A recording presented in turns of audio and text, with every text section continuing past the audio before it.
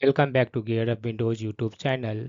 In this video, we will guide you on how to show or hide home button in Brave browser on Windows 11 10 PC.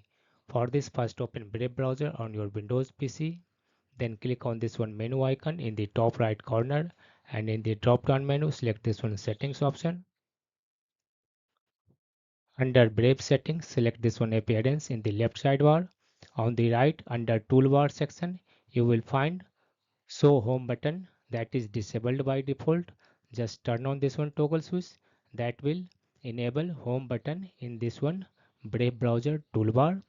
And here you can select this one options, new type page for home button, or you can choose a specific web page address for home button such as gearupwindows.com.